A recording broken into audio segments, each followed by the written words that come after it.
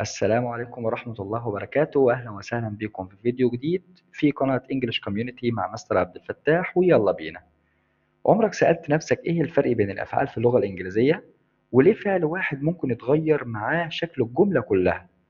النهاردة هنتكلم عن واحد من أهم أساسيات الجرامر، اللي هو التايبس أوف فيربس، أنواع الأفعال، اللي من خلالها نعرف الفعل. هل الفعل ده حركي ولا حسي بس؟ يعني ده حاجة نقدر نقوم بفعل أو رد فعل، ولا آخره بس بتكون حاجة معنوية زي الحب والكره والإحساس فقط؟ تمام؟ الدرس ده إن شاء الله هيكون هو المفتاح لفهم الجملة الإنجليزية صح ومن أساسها بشكل كامل. ويلا بينا نبدأ الدرس بتاعنا.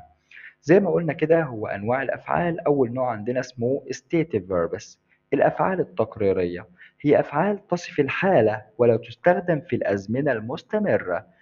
ما نلاقيهاش أبدا تيجي مع am أو is أو are أو was أو were زائد ing. تمام؟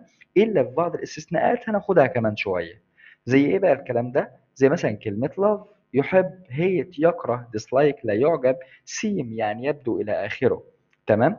الحاجات دي ما ينفعش تيجي مع المستمر. ما ينفعش نقول مصطفى is loving، ولكن تنفع عادي جدا تيجي مع البسيط وهنقول مصطفى loves.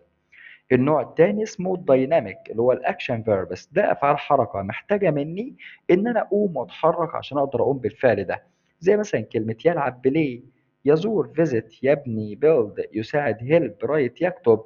ما تنفعش تيجي برضو ايه، ينفع سوري تيجي مع المستمر عادي جدا، وتيجي مع البسيط برضو عادي جدا على حسب الزمن بتاعي. تمام؟ في أفعال تنفع تيجي تقريرية وحركية في نفس الوقت عادي. زي مثلا كلمة have وكلمة see، كلمة smell وكلمة test. عندنا مثلا كلمة have دي للجمع والمفرد has. أنا ممكن أستخدم she has dinner at 7، إن هنا بتكلم على الفعل نفسه، إن هي بتتناول العشاء الساعة 7. فساعتها ده فعل محتاجة إن هي تقوم وتقعد والكلام ده كله وتجهز المائدة. فساعتها ينفع عادي جدا نحطها في المضارع المستمر. تمام؟ شي هذا كاميرا، هي تمتلك كاميرا، فعادي جدا تنفع ان هي تيجي في المستمر. طيب ناخد بالنا بس من الجملتين، ان انا هنا لما هلاقي ان هي بتقوم بفعل معين، بتجهز الغداء او بتجهز العشاء، فساعتها تنفع تيجي مع المستمر. انما لو هتكلم ان هي كلمة هاز بمعنى يمتلك، لا ساعتها مش تنفع تيجي مع مين؟ مع المستمر، لان الحسية او الحاجات اللي هي التقريرية ما بتنفعش تيجي مع المستمر. تمام كده؟ طيب تعالوا بقى نشوف اهم الافعال التقريرية وليه اصلا هو جمعهم هنا بالشكل ده. أول حاجة عندنا الأفعال التقريرية زي like love dislike hate wish include wait forget think miss need want prefer cost measure believe remember understand belong have basis see recognize smell test imagine suppose own feel hear look seem mean know mind. الحاجات دي كلها اسمها ايه؟ افعال تقريريه، وزي ما اتفقنا ما بتجيش غير الا مع البسيط بس، وما تجيش مع مين؟ مع المستمر. تعالوا بقى نشوف الاستثناءات. الاستثناءات دي بقى يعتبر كده هي هتقلب القاعدة كلها. احنا قلنا دلوقتي التقريرية بتيجي مع البسيط بس ما بتجيش مع المستمر، صح كده؟ قالك لا، خد بالك بقى. هنا لو احنا بنقصد الفعل ما بنقصدش الحاجة نفسها، فساعتها هتنفع تيجي مع المستمر عادي. يعني مثلا كلمة سي يعني يرى، لو انا بتكلم عن الرؤية نفسها فساعتها طبعا حاجة معنوية، يعني الرؤية دي ما بتتمسكش في الايد او محتاجة مني حركة. انما لو هتكلم سي يعني يقابل شخص، فتنفع تيجي عادي جدا مع مين؟ مع المستمر.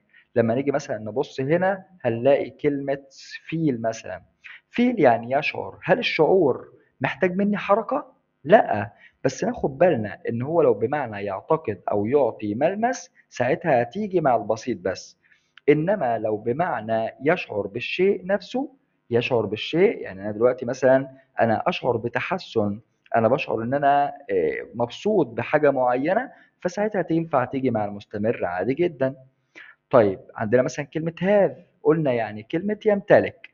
يمتلك لو جت بمعنى يمتلك نفسها بتيجي مع البسيط عادي، وممكن تيجي بمعنى يتناول أو يأكل، فممكن تيجي مع المستمر. فكلمة have بتاعها ما بتجيش مع المستمر بمعنى يملك، ولكن ممكن نغير معناها ونخليها يتناول، فساعتها هتيجي مع الاتنين عادي.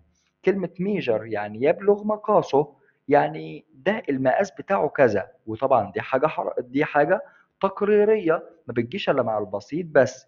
إنما لو غيرنا معناها أو نقصد بيها الفعل نفسه يقيس، ساعتها تنفع نقول am أو is أو are زائد verbing.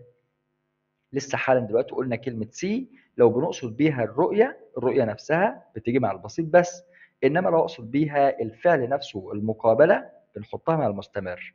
كلمة سميل يعني له رائحة، لو بقصد بيها إن أنا الشم نفسه ريحة اللي هو الريحة نفسها بتيجي مع البسيط بس، إنما لو أقصد الفعل نفسه اللي هو الشم بستخدم أما وإذا وآر زائد فيربنج عادي. طيب كلمة تيست يتذوق يعطي المذاق، كده ماضي بسيط. إنما لو هتكلم بقى عن الفعل يتذوق أو يذوق. وهنقيس بقى على باقي الكلام، إن أنا هاخد بالي بس لو أنا بتكلم دلوقتي على فعل تقريري الحاجة نفسها، لا يبقى أنا كده أخليها في البسيط بس وما ينفعش أستخدمها في المستمر. إلا لو أنا بتكلم على الفعل نفسه، يعني محتاج إن هو يعمل حركة معينة عشان يقوم بالفعل ده، وساعتها هنستخدم am أو is أو are زائد verbing. هنلاقي مثلا كلمة way look appear، هنلاقي كلمة feel و come do enjoy consider. هنلاقي برضو بعض الأفعال اللي هي التقريرية أصبحت لأفعال حركية، وساعتها بيتغير المعنى. تمام. طيب يبقى كده احنا خلصنا درس التايب اوف فيربس.